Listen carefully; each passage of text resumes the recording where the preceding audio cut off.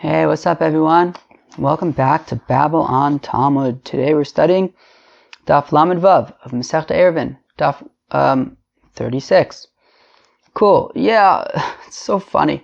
Kind of like I said yesterday, we're just back to like regular hard Gemara. But at this point, hard Gemara is like pretty easy. So whatever, it's just regular hard Gemara. So, well, that's kind of nice, I guess. So we're going to talk about Rabbi Yossi's opinion regarding Safek tuma, which he said yesterday was tameh, versus Safek ayruv, which he said was kosher. So what's the difference? All right, I'm going to give a few answers there. And then we're going to talk for a while about relying on the chazaka of an ayruv to sort of maintain certain chazakas to say that the ayruv would be kosher or not. Then we get up to this interesting Mishnah about Berayra, which is, retroactively determining someone's intention, which is kind of an interesting thing. Friends, let us get started on Daf Lamed Vav Amud Aleph on the second line. Kasha Rabbi Yossi ad Rabbi Yossi. So we have a kasha of Rabbi Yossi unto himself. How come? Well, because we had a brayso yesterday which says that if you have a fellow who's tameh, even if he's tameh with tuma derabanan, and he goes to a mikvah, and we're not sure if he actually went to a kosher mikvah or not, so Rabbi Yossi says that he remains tameh. Yet, when it comes to ayruv, Rabbi Yossi seems to have no problem with a Safek ayruv. And let's say you have an ayruv that we're not sure if let's say you use truma for your ayruv, we're not sure if, and then it turned out that it was tameh, so at the time that you put it there, it was tahor, but now it's tameh. We don't know when it became tameh. Rabbi Yossi says that that's not a problem. So how come when it comes to tuma, Rabbi Yossi, even tuma derabanan, Rabbi Yossi is saying that the fellow will be tameh, yet will remain tameh, and yet when it comes to ayruv, so Rabbi Yossi is saying that when you have a Safek regarding ayruv, it is nonetheless an acceptable ayruv. What do you guys think? Can you guys guess the three answers of the Gemara? Let's see. Give me one good guess. Alright, let's go weiter. So, Kasha Rabbi Yossi ad Rabbi Yossi, Amar Rav Huna bar Chinina, says the very holy Rav Huna bar Chinina, Shiny tuma ho v'yesh le'ikr min haTorah. So, Rav Huna bar Chinina says, look, tuma is different than ayruv. How come? Well, because tuma is an ikr min haTorah. Tuma, there's tuma midaraisa, tuma midarabanan, right? And because there's different types of tuma, some of them are tameh, some of them are tahor. I'm sorry, some of them are midaraisa, some of them are midarabanan. I have no clue what I just said. There are different types of tuma. Some of them are midaraisa, some of them are midarabanan. Therefore, since some tumas are midaraisa, some of them are midarabanan, so therefore we want to be more strict even with the derabanans, and that is why Rabbi Yossi says that by tuma, we're going to say that this person, even though there's a Safek of whether he went to the mikvah or not, he's going to remain tameh, because even though it's tuma derabanan, there is such a concept of tuma midoraisa, and therefore we're going to be more strict even by tuma midirabanan, as opposed to ayruv, which is a 100% rabbinic construct. There is no deoraisa ayruvs, and therefore we could be more makil, and that is why Rabbi Yossi will say that a Safek by ayruv is a kosher ayruv. But the Gemara says Shabbos nami deoraisa. But one second, ayruv is can't we say that ayruv is midoraisa? Because of Rabbi Yossi tchum derabanan. So Rabbi Yossi says, so the Gemara answers that Rabbi Yossi holds that tchumin are midirabanan, and therefore ayruv tchumin is midirabanan, and therefore it's purely rabbinic, and therefore a Safek is going to be acceptable, as opposed to tuma, which there's tuma midirabanan, tuma midoraisa, and therefore will be more strict by the tuma derabanan to say that a Safek is tameh. Fine. I'll give you a different reason. Okay. You could say that when it comes to tuma, when Rabbi Yossi says that you have this guy who's tameh midirabanan, and then he maybe went to the mikvah, maybe he didn't go to the kosher mikvah, we say he remains tameh. That is actually his opinion. His opinion is to say that when it comes to this Safek, he's going to be tameh. However, when it comes to Ayruvin, when Rabbi Yossi says that the Safek is nonetheless a good ayruv, that's actually not his opinion. that is his Rebbe's opinion. Dekanami, you can also infer that to Ketani, as it says in the Mishnah, Amr Rabbi Yossi, Av Tulmus Heyed Mishum Chamisha Zkenim Shesafek Eruv Kasher Shmamina. In the Mishnah, Rabbi Yossi is not necessarily quoting his own opinion. It says there in the Mishnah that Av Tulmus testified in the name of 5 elders that a Safek Eruv is a kosher Eruv. So we see, and interestingly, I guess Rabbi Yossi's teacher was Av Tulmus. I don't know who's Av Tulmus. I don't know, but apparently it was the teacher of Rabbi Yossi, and Rabbi Yossi was quoting his teacher of Tulmus, but he may not necessarily hold that way. He would say that this Safek Eruv, he himself would say that a Safek Eruv would not be acceptable. Rava Omar, says Rava, Hasam Ainu Taima de Rabbi Yossi. This is interesting. Hamid Tame al Chizkaso ve'ema lo tava. So Rava says that there's actually an inherent distinction between this Tameh fellow going to the mikvah and our Ayruv that is Truma Tameh, and we're not sure at what point it became Tameh, right? If it became Tameh before Bein HaShmashos, well then the Ayruv is no good. If it became Tameh, after dark, well then certainly it's fine, right? As long as when the Bein HaShmashos started, it was still tahor, so then it's alright. We just don't know when it became tameh. So Rava says, interestingly, and Rashi explains it even more interestingly, which is that when it comes to this tameh fellow, so we say, basically, we know that this guy was tameh, midrabanan, but who cares? He was tameh. Now, maybe he went in a kosher mikvah, maybe he didn't, right? We said maybe there was 40 saw, maybe there wasn't, maybe there was 2 mikvahs, one was 40 saw, maybe one wasn't. We don't know that he went into a kosher mikvah. And therefore, we say, look, the only chazaka we know is that this guy was tameh. Maybe he went to a mikvah, maybe he's tahor, maybe he's not. So let's just keep things on the things that we do know, which is that we know he was tameh, so he remains tameh. However, the picture is a little bit more complicated when it comes to Ayruv. Because when it comes to Ayruv, there's actually 2 chazakas. One is l'chumra, one is l'kula. The chazaka l'chumra, right, by Ayruv would be to say that, well, the guy usually doesn't live out in the middle of 2 cities. Usually he lives at his home. So therefore the chazaka is that he's spending Shabbos in his house. So that would be the chazaka against the Ayruv. But the chazaka going for the Ayruv is that, well, this food was tahor. At the time that he put it there, it was tahor. Now, at some later point, it became tameh. But if we have to ask ourselves, do we have to assume that this truma is tahor or tameh? Well, let's just keep it on what we know, which is that we have a chazaka that it was tahor at the time that he put it there. So let's assume that it remains tahor. So therefore, because we have one chazaka to say that it shouldn't be good, because he usually lives at his house, not in the middle of 2 cities. However, we have another chazaka to say that it should be good, because this truma, after all, was tahor at the time that he put it there. So therefore, since, as Rashi says, Ayruv is derabanan, I guess the assumption right now is it's derabanan.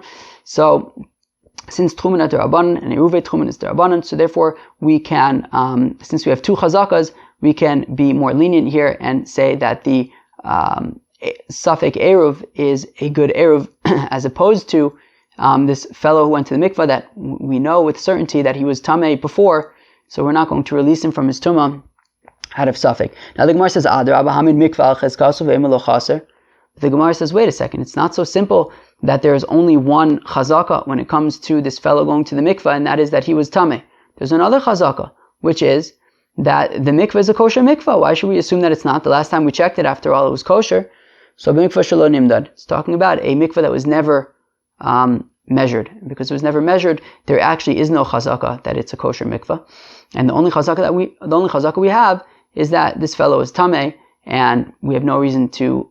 There's nothing strong enough to make us change our minds and say that he should be tahor. Therefore, by mikvah, it makes sense that Rabbi says that this fellow remains tameh. However, when it comes to Ayruv, we can argue that this Truma Tameya is nonetheless a kosher Ayruv, because we can assume that when Bein HaShmashos kicked in, it was still tahor, even though it became Tameh at some later point.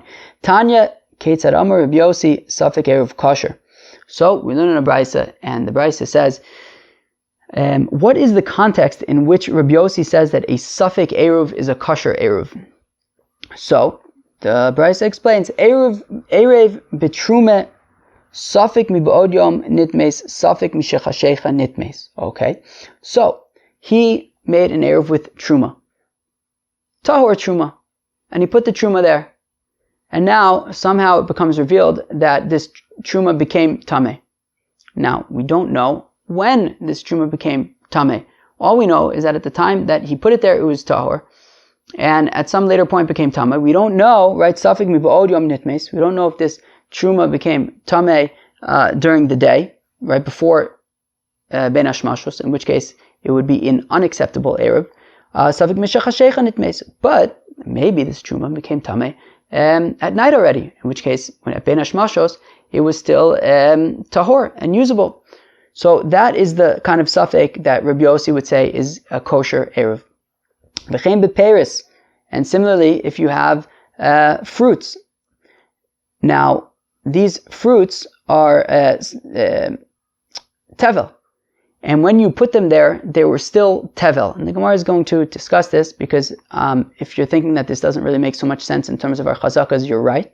But the Gemara is assuming right now that what's happening is that you take some tevel and you put it there to be your ayruv before Shabbos.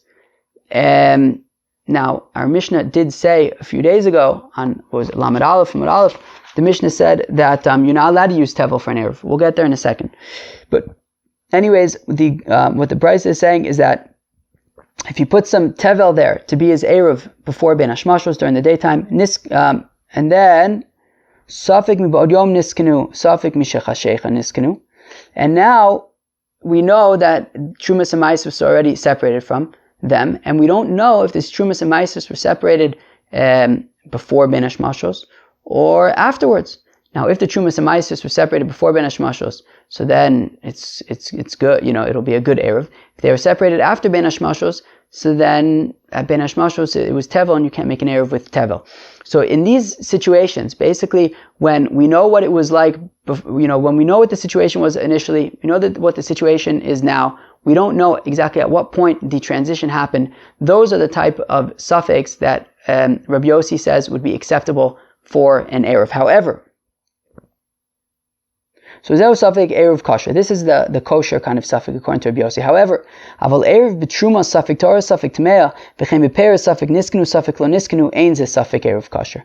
However, if he pashit uses either fruits or truma that there's just one big question mark about them. We don't know if this truma is Torah or Tameh. We don't know if these peris are tevel or if trumas and maisus have been separated from them, if they're chulin, right? So at the time that we put them there, we didn't know. We still don't know.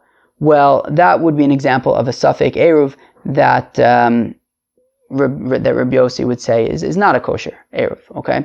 So the type of safek that Rabbi Yossi says is acceptable is basically when you know the condition initially, you know the condition now, you don't know when the transition happened. But now the Gemara asks, Ma'ishna truma. When it comes to truma, right? We said that you took some truma. Initially it was tahor, now it's tameh.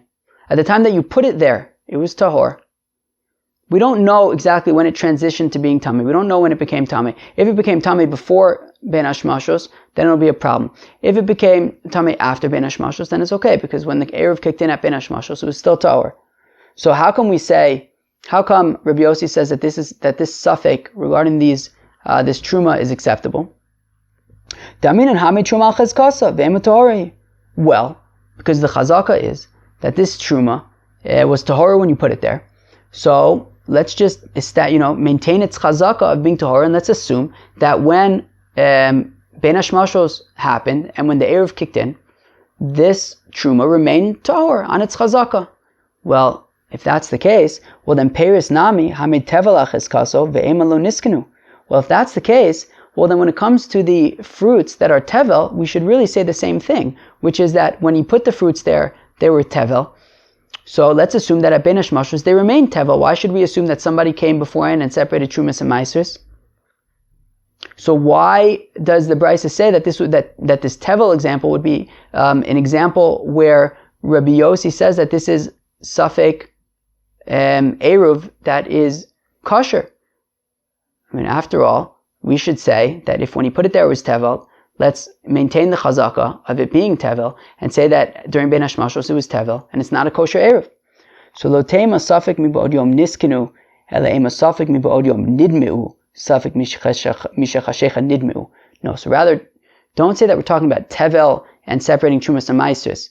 No, say that we're talking about chulin, and when he put these fruits there, they were chulin, they were totally eatable. They were totally consumable, enjoyable, whatever. And then some truma fell into them, or some tevel fell into them. Rashi gives both examples. Basically, so then it becomes similar to like truma that became tamei at some later point, right? So if you assume like sumchus, that a Yisrael is not allowed to use truma for an ayruv because he can't eat it. So let's say you had some chulin that a Yisrael put over there, right? And then at some later point, some truma fell in there, and now he can no longer eat it. It's meduma. So that is what we're talking about. And therefore the chazaka is that when he put it there, it wasn't yet meduma. And then at some later point, it became meduma. So Rabbi Yossi is saying, look, you can maintain the chazaka and say that when Bein Hashmashos kicked in, it was still chulin, it was not yet meduma, and it's a kosher ayruv. The other way you can learn it, says Rashi, is that actually some tevel fell into it and it becomes meduma, and therefore you cannot eat it. But again, since at the time that he put it there, nothing had fallen into it yet, so that is why Rabbi Yossi would say that it is a safek that you can rely upon and say that it is a kosher ayruv, because you'll just maintain the chazaka of it being kosher. But Rav Shmuel by Rav Yitzchak made Rav Huna. So Shmuel by Rav Yitzchak, he asks Rav Huna, shtei kikaris. Okay, so in front of him were 2 loaves of bread, and he chose the loaf less traveled. Well, in this case, he doesn't know which loaf to choose. Achas tmeya v'achas tahora. He knows that one of them is tmeya and one of them is tahora. He does not know which one is which. So he figures, this is what I'll do. Ve'omar Ayruvin li batahora b'chol makom shehi mau. And this fellow decides, you know what? I got 2 loaves of bread in front of me. One of them is tahor, one of them is tameh. I don't know which is which. How about this? Eibishter, you know which is which. My intention is that whichever one is the tahor one, that is the one that I want to be my ayruv. Okay, very good. So mau. So Tibai the Reb Meir, Tibai the Reb Yossi. So now, interestingly, this is going to be a question for both Reb Meir and Reb Yossi. Reb Meir, who said that this, Safek ayruv is not a kosher ayruv, and Reb Yossi, who says that Safek ayruv is a kosher ayruv. This situation is actually going to be to raise a question for both of them. So to buy the Reb Meir, so it can even be a question for Reb Meir who says that a Safek ayruv is a bad ayruv, because Ad Kan Lo Kam Reb Meir Hasam Deleka Tahora. Well, when Reb Meir says that a Safek ayruv is a bad ayruv, that is when, like Umamish, right? This is the only, right, this truma is the only show in town, right? It's not like there's actually any tahor truma over there. It's just tameh. So we just don't know when it happened. But there, over here, however, hacha ha'ika tahora. Here, there's mamish, a loaf of bread that is 100% tahor, 100% pure. So maybe in this case, Reb Meir would say, look, you can rely upon it and say that it'll be a kosher ayruv. Reb Meir would say that potentially. So, Dilma, or perhaps, I feel Rabbi Yossi, maybe you can argue that Rabbi Yossi, who says that Safek ayruv is a good ayruv, but maybe lo ka'amar ella hasam de'im isa de'torah yadala. Haval hacha halo yadala. But you can argue for Rabbi Yossi that, at least in the case of, let's say, truma, we don't know, right? We know that it's tameh now, we don't know when it became tameh. So we could say, look, when we find out, like, we know what we're talking about. We know that we're talking about this particular truma, and if it turns out that it was tahor or it's tameh, we know exactly the food that we're talking about. Whereas over here, we don't know even which loaf of bread it might be, right? We don't even know, which is the tahor, which is the tameh. At least by the truma, we know that we're talking about one, item of food, and we know what we're talking about. Here, it can go either way. So the Gemara says, Amar lei. Right, fine. Amarle, Bein le Reb Yossi, Bein le Reb Meir, Ba'inan Suda Rui Miba'od Yom V'leka. So the Gemara answers, look, what's important is that we need a Suda Rui Miba'od Yom, right? When it comes to that truma, we know that the truma, we know that during the day, when he put the truma there, initially it was tahor, and he was able to eat it. And that is important. We need a Suda Rui Miba'od Yom. Over here, you don't know which bread is which. There was nothing for you to eat, Miba'od Yom. and because there was nothing for you to eat miba'od yom, so therefore this will not count as a good ayruv. At least by the truma, at the time that you put it there was tahor and you could have eaten it. So that is an important requirement for your ayruv, is that it has to be something that you could have eaten before Shabbos during the day.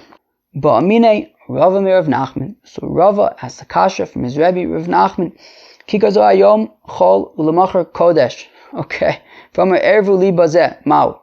Great. So we have a friend, and our friend says, this loaf of bread is right now chulin, but I'm stipulating that tomorrow it should be hektish. So the question is it a kosher eruv or not? Because we don't know, like, at what point is it considered hektish, right? Like, when bein hashmashos kicks in, like, does the eruv kick in first, and then it's a good eruv because it's still chulin, or do we say, like, well, maybe it's already hektish, and therefore you can't make an eruv with hektish? So, like, how does that work? So, amalei eruv o eruv. So Rav Nachman says it's fine, it's a good eruv. Hayom kodesh ulmachachol. So now Rava says, okay, what if you switch it around? What if you say, look, this loaf of bread is right now hektish. However, I want that when tomorrow kicks in, well, you see I have some money over here. I want the this bread to now become chulin, and this money will then become hektish instead, and I'll bring that to the temple treasury. So what happens then, right? So he's basically saying right now this bread is hektish, tomorrow it's going to be chulin. So v'amar ervu li bazeh, and he says I want to use it as an eruv mahu. So is it a good eruv or not? So again, when bein hashmashos kicks in, do we say that this is hektish and it can't be used for an eruv, or do we say that look, when bein hashmashos kicks in, it becomes chulin, and you can use it for the eruv? Amalei ein eruv o eruv. So Rav Nachman says in this case, when it's hektish that he's switching over to become chulin, it will not work. So ma'ishna. So Rava says, what's the difference? What's the difference when it was chulin, the transition from chulin to hektish, which is a good eruv, but the transition from hektish to chulin is not a good eruv? So amalei dechitechol alei kur de milcha. Okay. So Rav Nachman says to Rava, go and measure out a core of salt, and then come back to me. It sounds like he's basically saying something along the lines of like, no, don't knock me a chinik, leave me alone. But anyways, Rav Nachman proceeds to explain the difference. So, ayom chol ulamacher kodesh. Look, when it comes to the situation of today the bread is chulin and tomorrow it's going to be hektish, well, misveka lo nachtale kedusha. Hayom kodesh ulamacher chol misveka lo paka le kedusha semine. Look, when he's saying that this loaf of bread is today chulin and tomorrow it's going to be hektish, and now we're besafek about is this a kosher eruv or not? Well, we're not going to, right? So we're not going to say, let's change the current status to become hektish and say it's a bad eruv. Let's just maintain the status quo, which is that it's chulin, and say that it is a kosher eruv. However, when it comes to it being hektish today and then being chulin tomorrow, well, in that case, let's also maintain the status quo and say that we're not going to uproot it from being hektish, meaning just like it's hektish now, so when bein hashmashos kicks in, it should remain hektish, and therefore it won't be a good eruv. Let's go weiter, chaver. Tanan Asam, we learn over there in Masechta Tvul Yom. Does that excite anybody? I don't hear you guys. I guess not.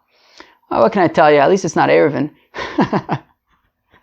Anyways, Tanan Asam, we learn over there in Tvul Yom. Login, when it comes to it's not that hard. When it comes to some kind of pitcher, apparently it's a pitcher that's larger than a cup, but smaller than a barrel. So tvul yom shemil eyu min achavis. So if you have a tvul yom who fills it up from a barrel shall meiser tevel of meiser, that's tevel. First of all, what's a tvul yom? Tvul yom is somebody who was tamei and went to the mikvah, right? So we learned about it on the first half of all of Shas, right? So for example, let's say you have a guy who I don't know, you have a Kohen and he was a Zav or whatever, and he was Tameh, and then he became Torah. This is the last day, so he goes to the mikveh during the day, and then at night he could already eat Truma, okay? Now, a Tvul Yom, if I'm not mistaken, has the status of a Sheni L'Tuma, okay?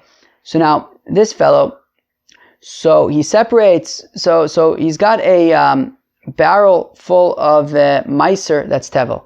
Now, it's not Truma, it's Meiser, so if he touches the Tevel, it doesn't become Tameh or anything like that.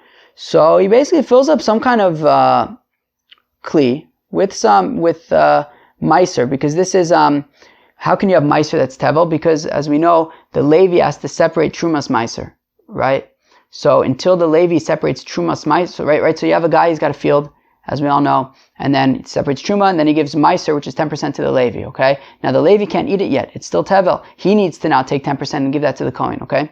So that's what we're talking about, this meiser that's still tevel, and then you have this tvul yom fellow who separates trumas meiser from this meiser to give to the Kohen, okay? Fine. V'amar, and he says, how is it trumas meiser lichshatechshach? Dvarav kayamin. And he says, look, I want that, this stuff that I'm separating right now is not yet truma, right? It's not yet the trumas meiser that I got to give to the Kohen. When it gets dark, when it gets dark, and I will no longer be a tvul yom, and as we know from the first half of all of Shas, that's tzeisa kochavim. So at that point, this stuff that I separated is going to be the trumas meiser that I'm going to give to the Kohen. Fair enough? Okay, great. Very nice. It sounds a little complicated, but okay, if that's what you want to do, enjoy it. Vim Amar ervu li bazeh, but now he makes it really complicated. What he does now is he says, it's not that complicated intellectually, but he just makes a mess, a shtickle. And what does he say? He says, I actually want this stuff, this meiser, trumas meiser, to be my ayruv. Okay, good. So lo amar klum, it's not going to be a good ayruv, because when ben hashmashos kicks in, or at least that's the assumption right now, is that when ben hashmashos kicks in, his tanai didn't kick in yet, right? He's saying that this should only be trumas meiser at tzeisa kochavim, right? Mishatechshach. Now, the ayruv kicks in before that, at Ben Hashmashos. So therefore, at Ben Hashmashos, when it kicked in, it was still tevel. So therefore, it's not going to be a good ayruv. So Amar Rava Zosumer is Sofa Yom Kona ayruv. So Rava wants to say, you see, what do you see from here? That ayruv is Kona, i.e. the ayruv kicks in at Sofa Yom. What's Sofa Yom? Ben Hashmashos of Friday. So Friday, Ben Hashmashos, the ayruv kicks in. And since it's stipulation to say that this is Trumas Meiser only kicks in later at Tzeisa Kochavim, so therefore, that is why it is not a good ayruv. The Isa Kadaitech Tchilas Hayom Kone, because if it would enter your mind, the beginning of the next day is Kone, Stam that's Tzeisa Kochavim. So Ayruv Hayom Kone Ayruv. So what? Isa Kadaitech Tchilas Hayom Kone Ayruv. He Amar Ervu li Bazeh Amai Lo Amar Klum. Okay. So therefore, because if you would say that the Ayruv kicks in Kila Tzeisa Kochavim, so then why wouldn't his ayruv be good? Okay, Seder.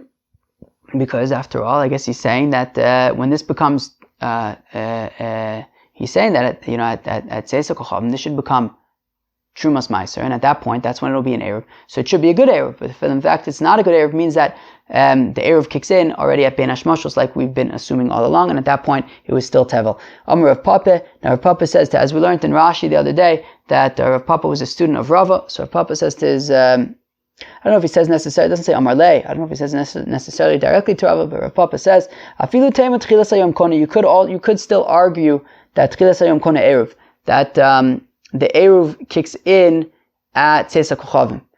Okay, well then why isn't it a good ayruv? But nonetheless, as we learned a few minutes ago, you need for your ayruv, you need it to be a seuda that was able to be eaten miba'od yom, from before Shabbos. And this ayruv that was not able, you can't say that about this ayruv because it was tevel. It was tevel until Tzeisa Kochavim. So for that reason, even if you want to argue that the ayruv kicks in at Tzeisa Kochavim, it wasn't edible miba'od yom. Chevre, new Mishnah. Masne Adam al Ayruvo. A person can make an ayruv al tanai. Now this is interesting, right? Right. Basically, what he can do is, so imagine like this. You have three cities. Let's call them city A, city B, and city C. Okay? Now, it is 4,000 amos from city A to city B. It is 4,000 amos from city B to city C. Now, you would be unable to walk from city B. Now, you live in city B, okay? So, you would be unable to walk from your city to either one of those other cities adjacent without an ayruv, right? Because it's 4,000 amos away. However, you can put an ayruv smack in the middle of either one of them, and then that'll be, of course, where you're making Shabbos. And then you can have 2,000 amos in either direction, and you'll be able to walk from your city to the city next to you. So what this fellow does is he puts an ayruv in between both of the nearby cities. And he says, look, I'll figure out later which one I want to use. Maybe I want to go to city A, maybe I want to go to city B. So, Masne Adam al Ayruvo, a person can make a condition on his ayruv. He can put out an ayruv right between both of the two cities, and he can make a stipulation for Omer, and he could say, look, if the Gentiles come from the east, well then I'm running west, right? So let's say city A was to the west and city C was to the east. So he says, look, if the Gentiles come from the east, well, I'm running westward to city A. If the Gentiles come from the west, I'm running eastwards to city C. If they're coming from all directions, well then, well then, let me just, I don't know, I'll figure it out at the time. I'll make a decision on a whim and run in whichever direction I think will be safer. So the makom she'eretz elech lo bo lo lechan v'lo lechan. And what if it's a peaceful Shabbos? Nobody's coming to harm me. Well then, areni kivnei iri. Well then, I am just going to stay put where I am in my home, and I don't need any of these eruvs. Im b'chacham min hamizrach eruv lemizrach. Then he says, look, if a great rabbi is going to be in city C, so then ayruv lemizrach. Well then, I want the ayruv between to the east to be my ayruv, so I can go to city C. Min hamayrav eruv lemayrav. If there's a great rabbi in the west, in city A, well then I want that ayruv to work, so I can go see him there. Balachan ulechan. If there is a rabbi in both of the cities, city A and city C, well then, l'malkum she'eretz elech, I will go to whichever one I would like. Lo lechan v'lo lechan, hareini kivnei iri. But if there's no rabbis this Shabbos, well, I'm just going to stay put in my city, my hometown of city B. Rabbi Yehuda Omer, im haya echad man rabbo holech etzel rabbo. Rabbi Yehuda says, if one, right, so let's say there is a rabbi who came to city A and to city C, but one of the rabbis is his Rebbe, well then he goes to the city in which his Rebbe is, because we'll say that retroactively he was probably assuming that he was going to visit his Rebbe, and therefore the ayruv, when it kicked in, was really going to be to visit that Rebbe. However, if both of them were his rabbis, well then he can choose to go to whichever city he would prefer and use whichever one he wants.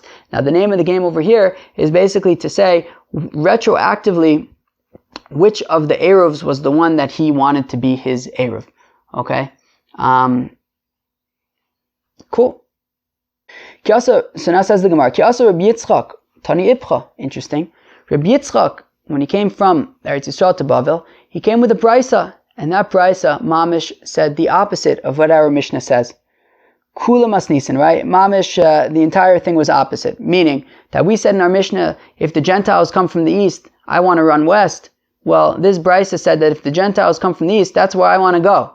Okay? And then that right, whereas our Mishnah said, look, if there's a great rabbi in the east, I want to go east to the rabbi. And this one said, if there's a great rabbi in the east, I'm going west. Okay. So what do we do with that brisa? So the Gemara says, Kasha nachrim anachrim, kasha chacham achacham. Says, look, these two brises contradict each other, both when it comes to the Gentiles and when it comes to the rabbis. Fine. Nachrim anachrim lo kasha. There's no problem in terms of the Gentiles. Habifar hagvana, habimari demasa. So it depends. If it's the tax collectors, you want to run the other way. If it is the rulers of the city, well then you want to maybe be able to petition them for your interests. So basically, whichever one serves your interests. If you don't want to pay taxes, well then run the other way. If even though you're not paying any taxes, you nonetheless want to petition them for your interests, well, go towards them. All right, very nice. You can get both ways, I guess. Chacham hachacham leikasha. Also, the rabbis are no problem. Hab Mosiv Pirkei, Hab Mikre Shema. So it depends what kind of a rabbi it was. If it's a Mosiv Pirkei kind of rabbi, if it is a rabbi that's more for the adult population, a rabbi who you would be more interested in hearing speak, well, that is what our Mishnah is talking about. And therefore, it's saying, look, whichever direction, whichever city the rabbi's in, that's where you want to go. If the rabbi's in the east, you're going to want to go to east. If the rabbi's in the west, you're going to want to go west. The second Brisa, where it says if the rabbi's in the east, you want to go west, is actually talking about where there were a rabbi in both cities, okay? Now, in one of the cities, it was a Mosif Pirkei, a rabbi who was more for the adult audiences. The other one was a Mikre Shema, somebody who teaches the children, right? Teaches them how to read Hebrew, how to read Shema, things like that. So more of a simpler kind of Rebbe. So in that case, so let's say in the east was the children's teacher, and in the west was the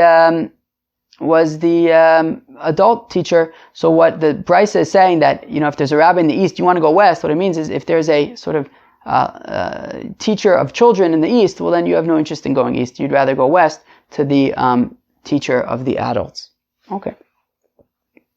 Rabbi Yehuda Omer Mhaya Echad Man V'chules. Now Rabbi Yehuda had said in the Mishnah, if there is a rabbi in each of the two neighboring cities, so he said, look, if one of them is your teacher, well then that's the one that you have to go to, right? Because we're going to say that when Shabbos kicked in, that is the ayruv that mistama you wanted to make. That was the one that, right, when it turns out that your Rebbe is in one of the cities, then the assumption is that is the ayruv that you want, and therefore you have to go to that city. You can't go to the other city.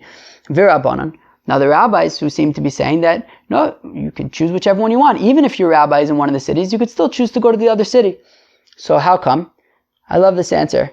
Zimnin denichale b'chavre etfei merabe. Sometimes you'd rather be with your friend more than your Rebbe, more than your teacher, more than your rabbi. Meaning, sure, it's your rabbi, but maybe the other rabbi, maybe your friends are going over there, maybe there's some other reason, or maybe you don't always just want to see your rabbi. Maybe you want more of a sort of laid-back environment, whatever. I guess maybe you have to act a certain way in front of your Rebbe. Whatever it is, you're not in the mood for it. Sometimes, sometimes you're more in the mood to hang out with your friend than you are to hang out with your Rebbe. So therefore, you can even go into the other direction, to the other rabbi, even if your more regular rabbi might be in the other city. Amr Rav, Leisel Masnisen. Interesting. Midatani Eyo. So Rav says that our Mishnah's got it wrong. Our Mishnah has got Rabbi Yehuda's opinion wrong. Because we have a brisa from Eyo. There is somebody in town named Eyo. I wonder if she knows of this. I guess it must have been like a Tana. Because Rav is like sometimes referred to as a Tana, and he's quoting Eyo. So I guess he's either like a super early Amora or Tana. All right. So Amar Rav Leisel Masnisen Midatani Eyo. So Rav says that our Mishnah is incorrect because we have a brisa that was taught by Eyo, which disproves it. Titani Eyo, that Eyo taught the following brisa. Rabbi Yehuda Omer, says Rabbi Yehuda, Ein Adam Masne Al Shnei Dvarim Ke'echad, that a person is unable to, kind of have it both ways, right? Because our Mishnah, what do we say in our Mishnah? We said in our Mishnah that V'im hayu shnein rabosav l'makom sheyirtzi yelech. Rabbi Yehuda said in our Mishnah that if there was his rabbi was in city A and another one of his rabbis was in city C, he can go to whichever one he wants. Meaning if they're both his teachers, so then he can go to whichever one he wants, which means that according to Rabbi Yehuda, you can have a situation where you're making two ayruvs, right? One in between city B and C, the other one's between city B and A. And he's just going to decide the next day however he feels like it. They're both his rabbis in both cities. And if he feels like going to this rabbi, he'll go to that one, right?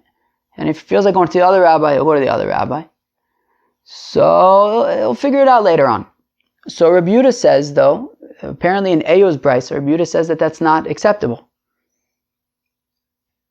Rabbi Yehuda Omer, Ein Adam Masneh Al Shnei Dvarim Ke'echad. A person can't make a Tanai in both directions. Ela, B'chachim leMizrach, ayruv leMizrach, B'chachim leMayrav, ayruv leMayrav. Aval lechan lechan lo. look, what he can say is, if a rabbi comes to the city in the east, well, then I want to go east. If there's a rabbi in the city in the west, I want to go west. But he cannot say, if there's a rabbi in both of them, well, then I'll just decide later. That he cannot do. But our Mishnah seems to be saying that he can do that. So they are problematic, and Rav says, therefore, our Mishnah is wrong. Now the Gemara says, one second, Ma'ishna l'chan u'l'chan dilo, the ain't Berayra. One second, how come we're saying in the Brisa that Rabbi Yehuda says, or how come Rabbi Yehuda is saying in the Brisa that you can't have it both ways? That you cannot say that if one of my teachers is in city A and one of my teachers is in city C, that I'll just decide later. How come? The ain't Berayra. So Mistam is because Rabbi Yehuda doesn't hold of this concept of Berayra. Rabbi Yehuda doesn't hold that retroactively, you can make up your mind retroactively. That kilu, I'll just decide later which city I want to go to. And then at the time that I decide, it'll be that kilu, yesterday when I made the ayruv, that is the ayruv that I had in mind that's going to be kosher. Rabbi Yehuda doesn't hold of that concept of like, later on we're going to retroactively make it as that was my intention at the time. Well, if that's the case, l'mizrach u'l'mayrav, nami ein Berayra. Well, if he doesn't hold a Berayra, well then the same thing should be applicable when he says, look, if there's a rabbi in the east city, I'm going to go east. If there's a rabbi in the west city, then I want to rely on my ayruv in the west. Still, aren't we going to have to say Berayra? Aren't we going to have to say that it's retroactive? That, when he finds out that there's a rabbi in the east, so then retroactively, the ayruv that he put up in the east is the one that he wants. That's also Berayra. So how come Rabbi Yehuda only has a problem with when there's a rabbi in both cities, but he has no problem when there's a rabbi in only one? What's the difference? At the end of the day, basically, aren't we saying the same thing, which is that retroactively we're getting into his headspace and saying that this was the ayruv that he wanted? So Amr Rabbi Yochanan uchvar bar chacham. So Rabbi Yochanan gives an awesome answer, which is that here's the difference. The difference is that when Rabbi Yehuda says that if there's a rabbi in the east, I'll go east, and when there's a rabbi in the west, I'll go west, and he says that that's acceptable, it's because the rabbi is already in that city. And therefore, Chaver, you ready? Therefore, it's not actually Berayra in this case. Because all the variables are already known. There's no external factors. For example, when he says, in the case where there's a rabbi in both cities, and he says, look, I'll just decide what I want, well then there's nothing certain over here. It's leaving it up to his whim, right? There's no objective condition that when met is going to sort of, kick in a certain ayruv, right? Meaning, he's just saying tomorrow, whatever I feel like it, I'll go with that ayruv. That is not acceptable according to Rabbi Yehuda. What is acceptable according to Rabbi Yehuda is when all the factors are known. What's known? What's known is that if it turns out that his teacher is in the city to the east, well, that's where he's headed. And if it turns out that his teacher is in the city to the west, that's where he's headed. He just doesn't know where his teacher is, but the condition is already defined. He defined the condition yesterday. You can almost imagine like a computer system, right? That you set up a condition that when this condition is met, this is what's going to happen. But imagine a computer system where it's like, I don't know, depending on however the computer feels, it'll just do something random. That is going to be a very unreliable system. So that's what Rabbi Yehuda is saying, is that when he leaves it up to, like if there's a rabbi in both cities, I'll just decide tomorrow. Well, that's not a system that is well defined. However, when he says in advance, look, I don't know if there are rabbis in any of the cities or not, but what I do know is that if there's a rabbi in the east, that's where I'm going. If there's a rabbi in the west, that's where I'm going. The next day, when somebody says, oh, by the way, there's a rabbi in the west, immediately his condition kicks in and he heads westward. That is why it's an acceptable ayruv according to Rabbi Yehuda. And he says that this isn't actually Berayra. Rabbi Yehuda doesn't hold of Berayra. Rabbi Yehuda doesn't hold of this like on a whim deciding retroactively what my intention was. Rabbi Yehuda doesn't hold of that. What he does hold of is well-defined conditions that can be triggered when met. And that's why he says that if there's a rabbi in the east, I'm going east, that works. When there's a rabbi in the west, I'm going west, that works, because the condition is well defined in advance. It's not just this magical Berayra. And then the Gemara says, 1 second. Adrabah, leisel de'eo mimas nisan. 1 second. This doesn't make sense. We have a Mishnah and we have a Brisa. Rav is saying our Mishnah is clearly wrong because we have a Brisa that contradicts. Rav is saying that that our Mishnah is wrong because we have a Brisa that contradicts it. That doesn't make sense. What would make more sense is to say that the Brisa is wrong because we have a Mishnah that contradicts it. right? There's kind of like an order of, there's like a hierarchy here. Mishnahs are better than Braisas. So it would make more sense to throw away the Braisa in favor of the Mishnah, not the other way around. So the Gemara says, Lo sagadaitech. In principle, you're right, but over here it's just not correct, because the Shamina le Rabbi Yehuda delays le Berayra, because we know that Rabbi Yehuda doesn't hold of Berayra. We know that Rabbi Yehuda doesn't hold of magically, retroactively making decisions. So the Tanya, as we learned in the Braysa, Lokeach yain ben akusim, somebody who buys wine from the kutim that we learned about the other day, these transplants to Israel, who weren't necessarily, we couldn't rely upon them for everything, and they wouldn't take truma. Okay, so somebody buys wine from kutim, and as Rashi points out, it's before the gezeira was made not to buy wine from kutim. Seder. So if you buy wine from kutim and there's no truma or meiser or anything like that separated, so what he could do is he could say shnei lugan shani osid lahafrish harein truma asara meiser rishon tisha meiser sheni umeichov v'shosam yad divrei Meir. So Meir says something pretty cool, which is that he could take this barrel of wine. Nothing has been separated from it yet. It's tevel. What he could do is, before he starts drinking, he could say, look, when I get home later on, I'm going to separate trumas, meiseris, everything like that. So before he drinks it, he simply just says, he doesn't actually separate anything. He just says, Shnei lugan shani asid lahafrish, the 2 logs, meaning assuming that there were 100 logs there. So the truma, which is 2 logs, that in the future I'm going to separate. So harei and truma, they are now truma. Asara meiser rishon, the 10 logs that I'm going to be separating later, it's already now meiser rishon. Tisha meiser sheni, I'm going to be taking 9 logan from this. These are approximate things, basically 9 logan that I'm in the future going to separate. That is going to be meiser sheni. Umeichal, and then he could sort of be mochel, the meiser sheni on tamani, whatever, v'shosam yad, and he could start drinking immediately, even without having actually separated anything at all.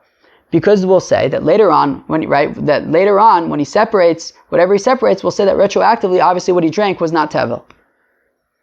That's Rabbi Meir's opinion. Rabbi Yehuda, Rabbi Yossi, Rabbi Shimon, Osin, Rabbi Yehuda, and Rabbi Yossi, Rabbi Shimon say that doesn't work, and the assumption now is because they assume that you can't say Berayra. You can't say that retroactively when he separates things later, then at the time that he drank it, clearly what he drank was chulin, was acceptable. So Rabbi Yehuda doesn't hold of Berayra. Because Rabbi Yehuda doesn't hold of Berayra, we know that Rabbi Yehuda, or at least we're assuming right now that Rabbi Yehuda doesn't hold of Berayra.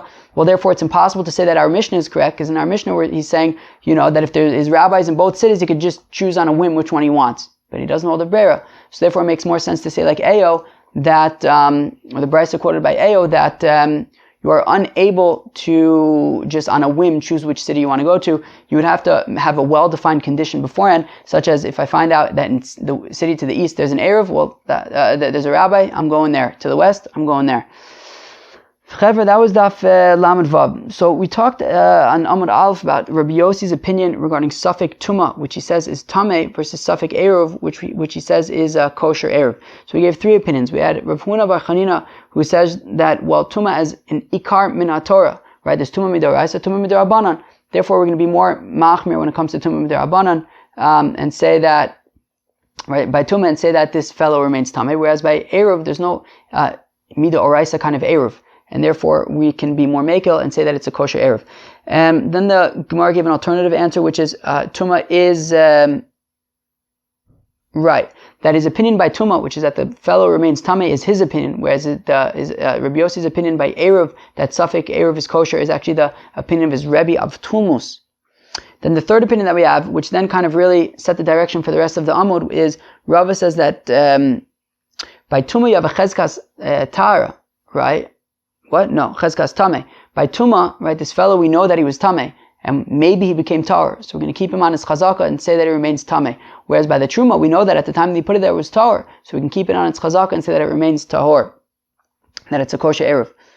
And then we basically, for the rest of the Amud, until the new Mishnah, we spoke about relying on the chazaka of the status of the ayruv. That basically, when it comes to like truma, when it comes to chulin, all sorts of stuff, we basically, or hekdesh, things like that, we rely on the status that it was initially, and we'll maintain that. So if it was in a status that would be kosher for an ayruv, so then we'll assume that when the ayruv kicked in, it remained kosher. If it was in a status that was not kosher for an ayruv, so we'll assume that when the ayruv kicks in, it was not kosher.